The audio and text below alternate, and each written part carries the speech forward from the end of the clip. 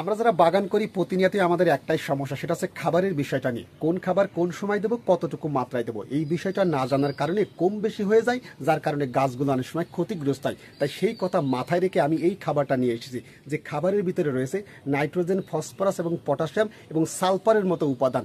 তাই গাছের পাতাকে সবুজ সতেজ করতে ভালো ভূমিকা পালন করে সালফার। তাই যে সকল ভাই এবং বোনেরা ফুল গাছ লাগিয়েছেন, ফল গাছ লাগিয়েছেন, সবজি চাষ করেছেন, সকল ধরনের গাছে দিতে পারবেন 12 মাস, এবং মাটি প্রস্তুত করার সময়ও এই সারটা দিতে পারবেন। তাই একটা সারে কিন্তু যথেষ্ট, অন্য কোনো সারের প্রয়োজন হবে না। চলুন আমরা একটু জেনে নিই এই সার সম্পর্কে এবং কতটুকু মাত্রায় দিতে হবে।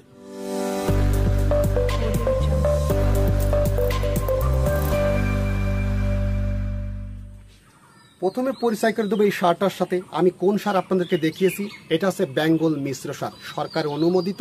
এর মধ্যে নাইট্রোজেন, ফসফরাস, পটাশিয়াম, সালফারের মতো উপাদান আছে।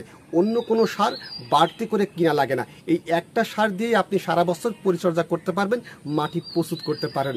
যদি বলেন ভাই কেন এই সারটা এখন ব্যবহার করতেছেন এবং কেন পরামর্শ দিচ্ছেন, আমি এই কারণে পরামর্শ দিচ্ছি, আমার গাছগুলোর দিকে একটু খেয়াল করেন, একদম সবুজ সতেজ না, কি পরিমাণে ফুল ফল রয়েছে। এই যে আর কিছুদিন পরে কিন্তু বর্ষাকাল চলে আসবে, টবের মাটি ভিজে থাকবে, তখন কি খাবার দিবেন? লিকুইড খাবার।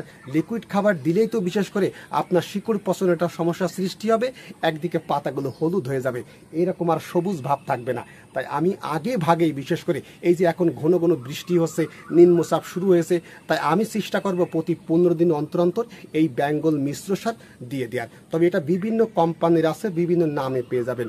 তবে প্যাকেটের গায়ে দেখেন তো লেবেল লেখা আছে, দেখছেন NPKS, দেখছেন এই লোগোটা দেখে নেবেন। তাই আপনারা যারা বিশেষ করে আপনার হাতের কাছে যে সমস্ত সারের কীটনাশকের দোকান আছে, এই কীটনাশকের দোকানে পেয়ে যাবেন বিশেষ করে বেঙ্গল মিশ্র সার, অথবা এরকম বিভিন্ন কোম্পানির প্যাকেটজাত করা বিশেষ করে মিশ্র সার। তাই অবশ্যই এখন থেকে একটু দেওয়ার চেষ্টা করুন, প্রতি 15 দিন অন্তর। কতটুকু মাত্রায় দিবেন আমি এখনই বলে দিচ্ছি। আমার সামনে যে ফুল গাছটা দেখছেন, কত ইঞ্চি টবে লাগিয়েছি? মাত্র 8 ইঞ্চি একটি টবে। তাহলে 8 ইঞ্চি একটি টবে প্রতি 15 দিন অন্তর অথবা 1 মাস অন্তর আমরা চেষ্টা করবো, এই যে দেখেন সেই সারটি, মিক্সড সার, যেটা বেঙ্গল মিশ্র সার, কতটুকু মাত্রায় দেব? প্রতি 15 দিন অন্তর অন্তর আমরা চেষ্টা করব চা চামচের 1 চামচ পরিমাণ। এই যে দেখেন চা চামচের 1 চামচ আমরা টবের গা ঘেঁষে এভাবে দিয়ে দেওয়ার চেষ্টা করব। তবে যদি মাটি হালকা ভিজে ভিজে ভাব থাকে, অবশ্যই চেষ্টা করবেন এরকম টবের উপরে ছিটিয়ে দেওয়ার। আর যখন মাটিটা থাকবে বিশেষ করে শুকনো, তখন কি করবেন, হালকা করে খুশিয়ে এই সারটা মাটির সাথে মিশিয়ে দেবেন। দেওয়ার পরে একটু পানি ছিটিয়ে দেবেন, ব্যাস। আর যারা বিশেষ করে এইরকম 8 ইঞ্চি একটি টবে ফুল গাছ লাগিয়েছেন, ফল গাছ লাগিয়েছেন, সবজি চাষ করেছেন, যদি মাটি প্রস্তুত করার সময় কতটুকু মাত্রায় দিবেন?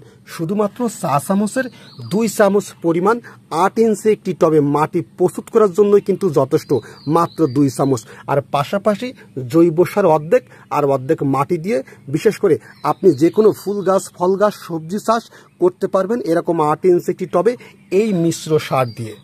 এবার আসেন 15 থেকে 20 ইঞ্চি একটি টবে যারা ফুল গাছ, ফল গাছ, সবজি চাষ করেছেন, তাদের ক্ষেত্রে প্রতি 15 দিন অন্তর কতটুকু মাত্রায় দিবেন দেখেন একটু খেয়াল করে। আমি আনুমানিক হারে দেখেন চা চামচের 3 চামচ পরিমাণ নিয়েছি। কিভাবে দেব? হালকা মাটিটা এখন ভিজে ভিজে ভাব আছে, তাই আমি কি করব, টবের গোড়া দিয়ে এটা দিয়ে দেওয়ার চেষ্টা করব প্রতি 15 দিন অন্তর, এভাবে দেওয়ার চেষ্টা করব। আর যখন মাটিটা শুকনো থাকবে তখন কি করব, এই সারটা মাটিটা হালকা করে খুশিয়ে ভালো করে বিশেষ করে সারটা মিশিয়ে নেব, মাটির সাথে দিয়ে হালকা করে পানি ছিটিয়ে দেব। তবে এই কাজটা অবশ্যই করবেন। আর যারা মাটি প্রস্তুত করতে চাচ্ছেন, ফুল গাছ, ফল গাছ, সবজি চাষ করতে চাচ্ছেন, মাত্র 15 থেকে 20 ইঞ্চি একটি টবের মাটি প্রস্তুতির জন্য কতটুকু মাত্রায় দিবেন ভালো করে খেয়াল করেন। এখানে আমি কতটুকু মাত্রায় নিছি? মাত্র 20 গ্রাম পরিমাণ। এই যে দেখেন এক মুষ্টি কি মাত্র 20 গ্রাম আসবে। তাই আপনারা অবশ্যই মাটি প্রস্তুত করার সময় 20 গ্রাম দিবেন। আর সারা মাস প্রতি 15 দিন অন্তর অন্তর বিশেষ করে 3 চা চামচ, চা চামচের 3 চামচ পরিমাণ যে নিয়মে দিয়ে গেলাম, আপনারা এই নিয়মে দেওয়ার চেষ্টা করবেন প্রতি 15 দিন অন্তর। এবার আসেন 100 কেজি জিও ব্যাগে অথবা প্লাস্টিকের হাফ ড্রামে আপনারা যারা বিশেষ করে ফুল গাছ, ফল গাছ, সবজি চাষ করেছেন, প্রতি 15 দিন অন্তর চেষ্টা করবেন এরকম 50 গ্রাম পরিমাণ। দেখছেন 50 গ্রাম পরিমাণ প্রতি 15 দিন অন্তর 100 কেজি জিও ব্যাগে অথবা প্লাস্টিকের হাফ ড্রামে কিভাবে দিবেন? এই যে দেখেন গাছের গোড়া থেকে এইভাবে একটু দেওয়ার চেষ্টা করবেন সারা বছর, বিশেষ করে প্রতি 15 দিন অন্তর। আর যখন দেখবেন বিশেষ করে বর্ষাকাল নাম মাটিটা মেলা শুকনো আছে, তখন এই সারটা বিশেষ করে মাটির সাথে ভালো করে মিশিয়ে হালকা করে পানির সিস্টেমে দিবেন। ব্যাস, আপনাকে আর অন্য কোনো সারের প্রয়োজন হবে না। তবে একটা জিনিস মনে রাখবেন, যখন মাটিটা প্রস্তুত করবেন এরকম 100 কেজি জিও ব্যাগে অথবা প্লাস্টিকের হাফ ড্রামের জন্য 100 থেকে 150 গ্রাম পরিমাণ 100 থেকে 150 গ্রাম পরিমাণ এই মিক্সড বিশেষ করে বেঙ্গল মিশ্র সারটি দেওয়ার চেষ্টা করবেন, যে কোনো কোম্পানিরই হোক। একটা জিনিস হয়তো আমরা অনেকেই জানি না, টবের মাটি যখন ভিজে থাকবে তখন কিন্তু এই সারটা দিবেন না, তাহলে কিন্তু সারে ভালো কাজ করে না। তাই শুকনো অবস্থায় দেওয়ার চেষ্টা করবেন। যারা জমিতে রোপণ করেছেন 1 বছরের গাছের জন্য 50 থেকে 100 গ্রাম দেওয়ার চেষ্টা করবেন প্রতি 15 দিন অন্তর। এর ভিতরে অন্য কিছু মিক্সড করবেন না, কারণ এর মধ্যে নাইট্রোজেন, ফসফরাস, পটাশিয়াম এবং বিশেষ করে সালফারের মতো উপাদান আছে। তাই সকল ধরনের উপাদান এর ভিতরে আছে। পাশাপাশি শুধুমাত্র এর ভিতরে মিক্সড করতে পারবেন জৈব সার। তাই যে সকল ভাই এবং বোনেরা ছাদ বাগানের টবে, বসত বাড়ির আঙিনায়, জমিতে এতদিন খাবার নিয়ে খুবই দুশ্চিন্তায় ছিলেন, তাই সেই কথা মাথায় রেখে কিন্তু আমি এই বিশেষ করে মিক্সড খাবারটা নিয়ে এসেছি। তাই আপনারা অবশ্যই চেষ্টা করুন প্রতি 15 দিন অন্তর দিয়ে যাওয়ার, অথবা মাটি প্রস্তুত করার সময়, গাছে রিপোর্ট করার সময় এই সারটা আপনি দিতে পারেন। তবে একটা জিনিস কিন্তু খেয়াল করবেন, টবের মাটি যখন শুকনো থাকবে তখন এই সারটা ব্যবহার করার চেষ্টা করবেন, তাহলে কিন্তু সব থেকে বেশি ভালো কাজ হবে। ভিজে অবস্থায় সার দিলে ভালো কিন্তু কাজ হয় না। আর এই সারের মধ্যে অন্য কিছু মিশাবেন না।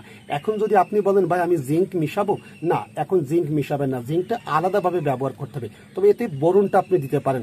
আর কি দিতে পারেন? জৈব সার। এটা জৈব সার দিতে হবে, অবশ্যই শুকনো জৈব সার, তাহলে কিন্তু সব থেকে বেশি ভালো কাজ হবে। 1 বছরের পুরাতন জৈব সার অথবা যে কোনো কম্পোস্ট সার এই সারের সাথে মিশিয়ে গাছের গোড়ায় দিতে পারবেন, অথবা মাটি প্রস্তুত করার সময় দিতে পারবেন। এই বিষয়টা অবশ্যই খেয়াল করবেন। এতক্ষণ ধৈর্য সহকারে যে সকল ভাই এবং বোনেরা এই ভিডিওটা দেখেছেন, যদি ভিডিওটা দেখার পর সামান্য একটু উপকার পান, অন্য ভাই এবং বোনকে একটু দেখার সুযোগ করে দিবেন। আর আপনার মতামত অবশ্যই কমেন্টে লিখে জানাবেন। আর আপনি যদি আমার পরিবারের সদস্য এখনো না হন, অবশ্যই একটু সদস্য হয়ে যাবেন। তাহলে সকলে ভালো থাকেন। কথা হবে আগামী পর্বে অন্য কোনো বিষয় নিয়ে। আল্লাহ হাফেজ।